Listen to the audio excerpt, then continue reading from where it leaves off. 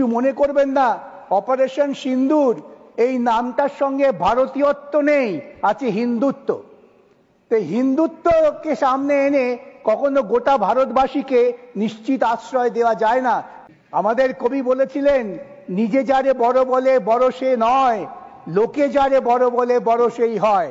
দেশে এই সন্ত্রাসবাদী আক্রমণগুলো ঠিক নির্বাচনের মুখোমুখি কেন ঘটে, এটা একটা আমাদের অনুসন্ধান করা দরকার। এই নির্বাচনের সঙ্গে এই ইনসিডেন্টের কি যোগাযোগ আছে? হিন্দু দেখে দেখে খুন করা হয়েছে। কে দেখেছেন বাবা? যিনি দেখেছিলেন তখন তিনি কোথায়? কিন্তু আমরা একথা বললাম না যে একটি মুসলমান তরুণ তার পরিবারের কথা না ভেবে পর্যটকদের বাঁচাবার জন্য নিজের জান দিয়ে দিয়েছিলেন। আমাদের এদিকে যারা আছেন তারা সকলেই নিজেদের খুব গর্বিত হিন্দু মনে করেন। এই গর্বিত হিন্দুদের নিশ্চয়ই রামকৃষ্ণ দেবের কথা মনে আছে। রামকৃষ্ণ দেব বলতেন, তোমার আঙুল যখন একটা আঙুল অন্যদিকে তাকাচ্ছ তখন তিনটে আঙুল তোমার দিকে আছে। অর্থাৎ অন্য লোককে অভিযুক্ত করার আগে নিজেকে সংশোধন করার চেষ্টা করো। আমরা কি দেখতে পেলাম? ভারতবর্ষের বুকে সন্ত্রাসবাদকে দমন করার জন্যে আমাদের দেশে অনেক ব্যবস্থা নেওয়া হয়েছে, কিন্তু কয়েকটা অদ্ভুত কোইন্সিডেন্স। পুলওয়ামা ঘটেছিল একটা নির্বাচনের আগে, পহেলগাঁও ঘটলো আরেকটা নির্বাচনের আগে। তো আমাদের দেশে এই সন্ত্রাসবাদী আক্রমণগুলো ঠিক নির্বাচনের মুখোমুখি কেন ঘটে, এটা একটা আমাদের অনুসন্ধান করা দরকার।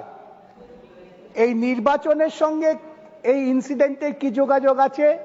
সন্ত্রাসবাদকে দমন করতে গেলে সেটা বুঝতে হবে। আমরা আজ পর্যন্ত জানতে পারলাম না পুলওয়ামায় কি ঘটেছিল, পুলওয়ামার জন্য কারা দায়ী হয়েছিলেন। কিন্তু পুলওয়ামার পর একটা সার্জিক্যাল স্ট্রাইক হয়ে গেল এবং তখন বলা হলো, আজকে যা বলা হচ্ছে একই কথা বলা হলো, পাকিস্তানের কোমর ভেঙে দিয়েছি, সন্ত্রাসবাদ শেষ করে দিয়েছি, এখন আমরা গর্বিত ভারতবাসী, আপনাদের আর কোনো চিন্তা নেই। আমরা ডিমনিটাইজ করেছি। কেন ডিমনিটাইজ করলাম? না, সন্ত্রাসবাদের কোমর ভেঙে দেব। আমরা আর্টিকেল 370 তুলে দিলাম, ভারতবর্ষের অতীত ইতিহাসের ঐতিহ্যকে ধ্বংস করলাম। কাশ্মীরি স্বাধীন রাজ্যের সঙ্গে ভারতবর্ষের যোগাযোগের সূত্র ছিল আর্টিকেল 370, সেটা তুলে দিলাম। কেন? সন্ত্রাসবাদ চলে যাবে। আজকে তো আমাদের ভাবতে হবে যে সন্ত্রাসবাদ গেল না সন্ত্রাসবাদকে আমরা নতুন করে উজ্জীবিত করলাম। আজকে আবার পহেলগাঁও ঘটে গেল।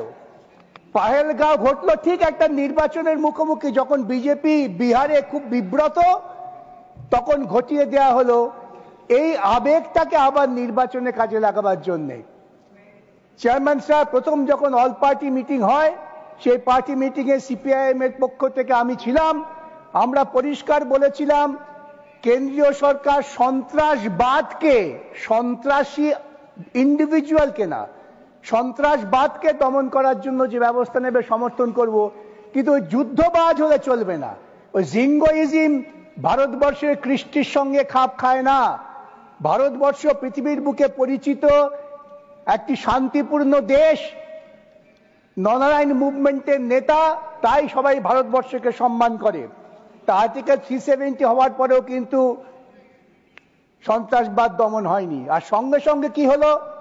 আক্রমণ আর সঙ্গে সঙ্গে গোটা দেশ জুড়ে মানুষের মধ্যে বিভাজনের জন্য বিজেপি আইটি সেল প্রচারে নেমে গেল।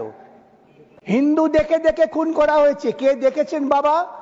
যিনি দেখেছিলেন তখন তিনি কোথায়? কিন্তু আমরা একথা বললাম না যে একটি মুসলমান তরুণ তার পরিবারের কথা না ভেবে পর্যটকদের বাঁচাবার জন্য নিজের জান দিয়ে দিয়েছিলেন। এটার মধ্য দিয়ে গোটা দেশের যে ভারতীয়ত্ব সেটা প্রকাশিত হয়েছিল, তাকে আমরা সম্মান জানালাম না।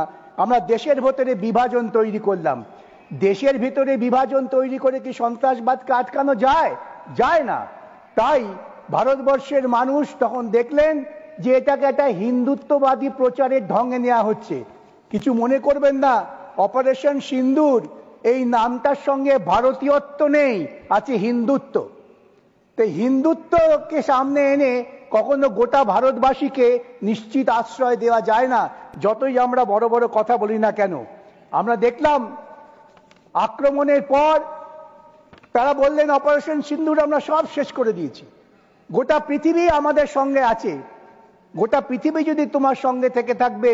আমরা দেখলাম ইউনাইটেড নেশনসে তুমি পাকিস্তানের নাম পর্যন্ত উল্লেখ করাতে পারলে না। শুধু পাকিস্তানের নাম ইউনাইটেড নেশন সিকিউরিটি কাউন্সিলে উল্লেখ করতে পারলে না তা নয়, এমনকি ব্রিক্সে, সাংহাই কোঅপারেশনে কোথাও পাকিস্তানের নাম উল্লেখ করা গেল না। দুঃখের কি জানেন চেয়ারম্যান সাহেব, আমাদের খুব কাছের প্রতিবেশী ভুটান, মালদ্বীপ, এমনকি মরিশাস, যে মরিশাসে ভারতীয়দের সংখ্যাই বেশি, তারা পর্যন্ত ভারতবর্ষের এই ভূমিকার পেছনে পাশে দাঁড়ালো না। তাহলে কি দাঁড়ালো? নিজেকে বিশ্বগুরু বলে বড় বড় বক্তৃতা করে আমি সব করতে পারি, আমি আমার পৃথিবীকে আমার হাতের মুঠোয় নিয়ে এসেছি, আমি শক্তিশালী দেশ। কোথায় দাঁড়ালো? আমাদের কবি বলেছিলেন, নিজে যারে বড় বলে বড় সে নয়, লোকে যারে বড় বলে বড় সেই হয়। আজকে গোটা পৃথিবীতে ভারতবর্ষ ডিপ্লোম্যাটিক্যালি বিচ্ছিন্ন, বরং পাকিস্তান সেখানে সুবিধে পেয়ে গেল। আজকে পাকিস্তানের পক্ষেই বিভিন্ন দেশ কথা বলছেন, এটা আমাদের দুর্ভাগ্যজনক পরিণতি। তার কারণ আমাদের দু দেশের মধ্যে যুদ্ধ বিরতি ঘোষণা করছেন আমেরিকার প্রেসিডেন্ট। আজ পর্যন্ত একবারও ভারতবর্ষের প্রধানমন্ত্রী বা ভারতবর্ষের কোনো ডিপ্লোম্যাটিক চ্যানেল এ কথা বলেননি যে আমেরিকান প্রেসিডেন্ট তার কোনো রোল নেই, তার ভূমিকা আমরা অগ্রাহ্য করি। এইভাবে ভারতবর্ষের যে সম্মাননা সেটাকে নষ্ট করা হচ্ছে। আমি অনুরোধ করব, আজকে ভারতবর্ষের ঐতিহ্য বজায় রেখে দেশের ঐক্য তৈরি করুন, দেশের মধ্যে হিন্দুত্ববাদী প্রচার ছেড়ে ভারতীয়বাদ প্রচার করুন। ভারতীয়ত্বই আমাদের একমাত্র আশ্রয়। এই কথা বলে সময় শেষ হয়েছে, আমি আমার বক্তব্য শেষ করলাম। নমস্কার। Thank you. Next speaker Shri Subhash Chandra Bose Pillay.